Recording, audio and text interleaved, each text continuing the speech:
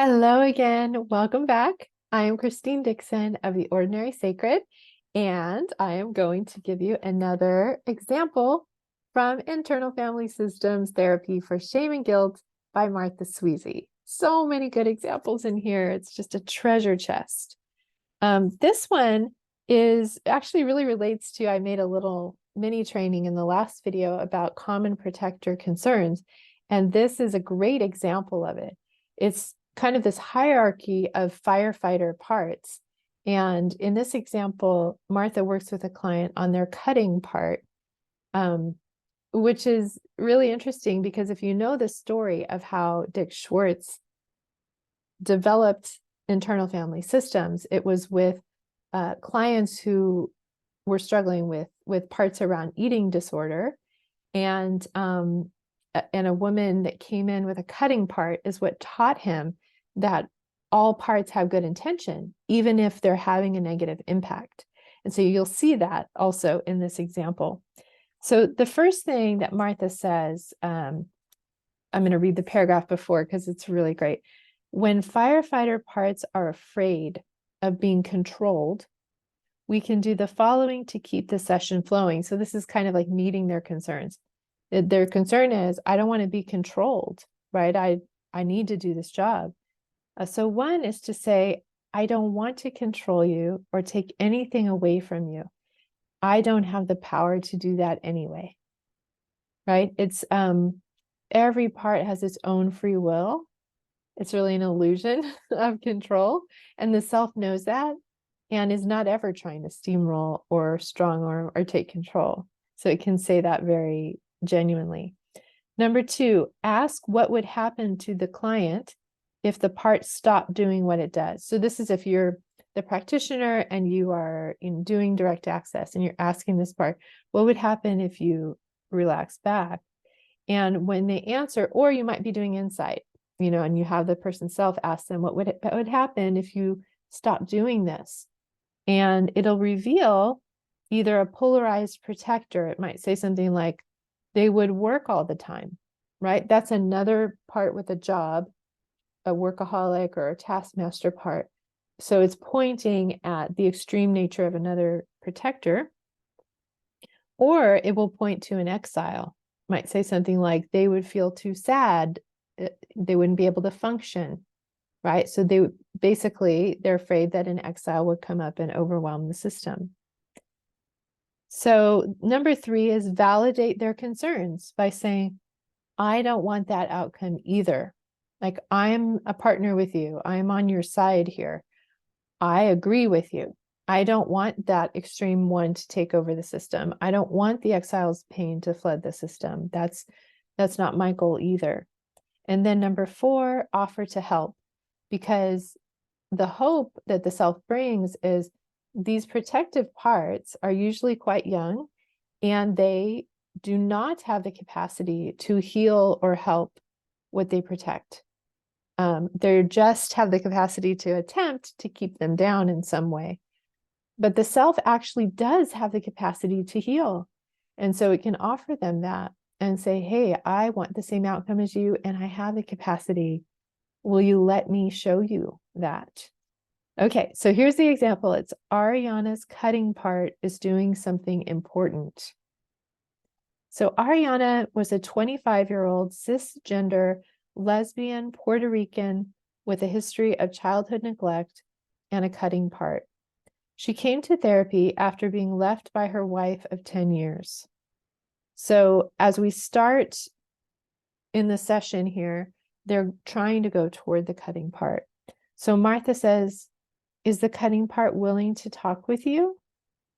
And seemingly, blended with the cutting part, Ariana says, no, it's not interested in stopping.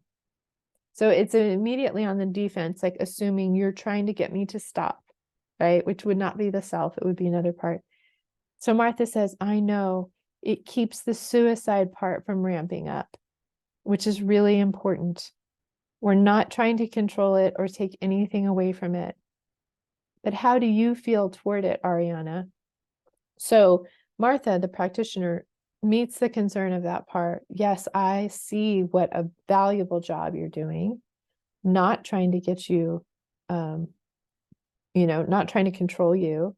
Now she's trying to go to insight by checking in with Ariana. How are you feeling toward her, to see if there's self energy? And Ariana seems to still be blended with her cutting part. She says, I understand it. And Martha says, tell it what you understand and see if you got it right. So when a client says, I understand, it's really helpful to have them kind of check, to say what they understand, so that the part can say whether they really do or not. So Ariana's cutting part says, yes, we agree. And then Martha's pressing again for the specifics on what, she says. And Ariana's cutting part says that it's okay to cut Ariana. So she's continuing to kind of stay blended with the cutting part, it seems. So Martha says, what would happen if it stopped cutting? And Ariana says, I would be overwhelmed. All right. So again, the number one concern of protector parts is if I back down, you will be overwhelmed. And again, Martha's trying to get at by what, right? An exile or another protector. She says, with what? And the cutting part says bad feelings. And Martha says, we don't want that, right? So like, I agree with you. That's not what we're trying to do. And Ariana says, no. And Martha says, but what if we could help the part that feels bad? So the cutting part does seem to be pointing to an exile maybe that it protects, that feels really bad. And again, Martha's offering this hope, this hypothetical. What if we could help the part that feels so bad? Then you wouldn't have to worry about it overwhelming. And Ariana's cutting part says, how? That's a common question. And Martha says, I will show you how if everyone in the system is willing. So again, not only this part, but all the protective parts of this really sad exile will need to give permission. So if everyone's willing, I'll show you how. We can do it safely, and we'll start by helping the part who feels bad to learn how to not overwhelm. Martha makes a note here and says, don't get sidetracked with long explanations. Yeah, I know I can have a pretty big educating part that wants to give some psychoeducation inside, but we don't have to give really long explanations. Just assert that you are a skilled guide and get back to the point. In this case, that I can help Ariana negotiate emotionally overwhelming exiles. Yeah. So then Ariana's cutting part says, but why would the part who feels bad cooperate with you? Good question. Therapist says, Martha says, because we will offer it exactly what it wants and needs in return for a little more patience. Because all a part ever wants is to be seen and heard and valued and loved. All parts, whether they're protective or exiled, but exiled parts in particular, because they have been exiled, right? They have been pressed down, ignored, pushed away. They desperately want to be seen and heard and valued and loved. So she's saying we're going to offer the part exactly what it wants in exchange for a little bit of patience.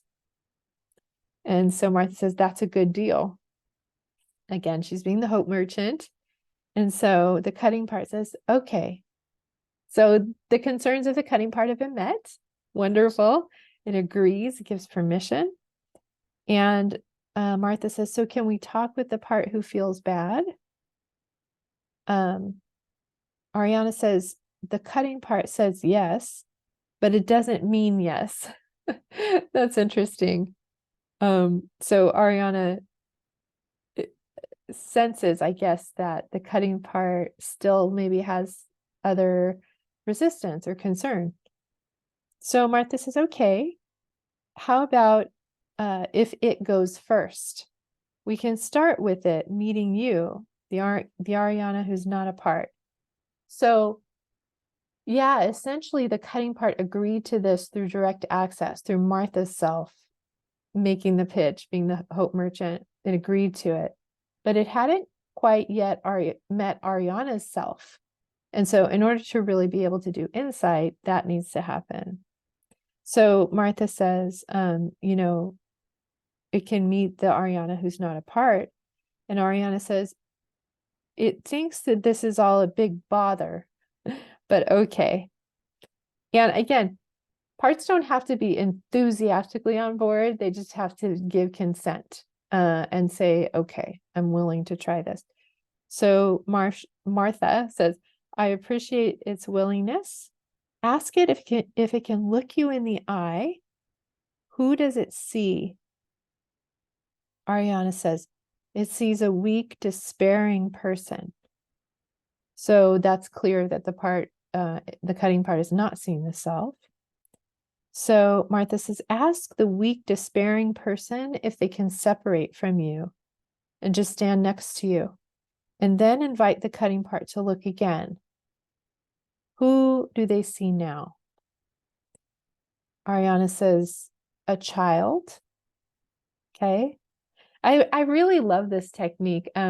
Early on when I was doing this work, there was just that question of how old do you think I am, which worked really well in my own system, but some people's parts just really struggled with that. But just to say, can you look at me or look at the client and who do you see? Like who's there? Or who do you sense, right? If they don't necessarily see. So she says a child. And so Martha says, ask the child to also sit next to you so that the cutting part can see you both. Then ask the cutting part to look you in the eye again. Who does it see now? And you might go through this several times. There might be a whole line of parts kind of in the way. And if they won't separate and sit next to, you might turn toward them and get to know their concern. Whatever blocks the way is the way. But once the child does sit next to her, Ariana says, they see me. And Martha says, how does this part respond to you? Again, just from Ariana saying she sees me or they see me, doesn't necessarily mean it's the self. So Martha's really checking again. How do they respond to you? And Ariana says, it says, what took you so long? And that does seem to be indication that it is Ariana's self. And so again, Martha says, what do you say to that? Ariana says, I wish I knew. Okay. So then Martha offers, try this. You didn't mean to leave them alone. And now you are here. Will they let you help the child? And that seems to be enough. Ariana nods. And Martha says, how do you feel toward the child? Ariana says, oh, she's so cute. And Martha says, is she aware of you? Is she feeling your presence? Ariana nods. Is she willing to be with you instead of overwhelming you? Ariana nods. So again, once the self, yourself or the client self has made contact with the exile, and you are actually in self, right? Which isn't trying to suppress them, has the capacity to be with them. They don't have a need to try to overwhelm, to put their energy way out there to say, see me, see me, see me, see me. It's like, oh my gosh, there is one who is looking at me with delight, with love in their eyes. Right. And they bask in that and they can relax. They don't have to overwhelm. So the last little note that Martha says is, with the exile cooperating, the client was now set to check in with protectors and get their permission to help the little girl. To keep the session flowing, I dodged a power struggle with Ariana's cutting part by asking it to meet Ariana's self. Yeah. So from there, then they would go into the witnessing, the healing of the exile. And I imagine she does mention it there. They might ask other parts, maybe the suicidal part, if they haven't worked with that yet, for permission also, because they don't want to have backlash. Often I'll just check, is there anyone here that has any objection to us going to this young child? If so, we will not go. We'll meet your concerns first. And then when all the parts give permission and it feels safe enough, then they would go in and witness everything that that young part wants Ariana to see and get, and then reparent or redo, go back to specific moments and change them, because now that young part's not alone. Ariana's loving, wise self, adult self, is there with them and can help them. And then once they're ready, retrieve them to the present, take them out of the past, out of the trauma moment, bring them into the present, update them to a safe space, and then see if they can unload whatever burdens they got, right? That deep sadness or despair that overwhelmed their system. They can release it to one of the elements. And then from there, they can see, what do you want to do now, or what qualities did you have before you took on that burden of despair? And it might be playfulness, presence, might be, I want to run and jump and skip, or I want to create art, or I want to sing or dance, or whatever it is. And then once that young part is really free of their overwhelming burden, and they are truly have a secure connection to self, then we can go back to whatever protectors were protecting them, the suicidal part, the cutting part, addictive parts, raging parts, whatever they are, and say, do you see that this part is safe and loved and connected now? And if they do, what would you like to do now? Like, if you don't have to do this job with such tenacity anymore, because their burden is their job. So then they can do an unburdening ritual if they want, or sometimes you just come back to them and now they're resting in a hammock, or now they're already doing the job that they want, or maybe they can rest and just think about it for a while. But it really is so incredibly freeing in the system. And then those qualities that the exile brought in, freedom, presence, creativity, playfulness, the client or yourself, if you're doing this in yourself, will come naturally. You'll notice them more in your life. They'll have more access to that. So, okay, great example. If you have any questions about it or any experiences you want to share, please put them in the comments.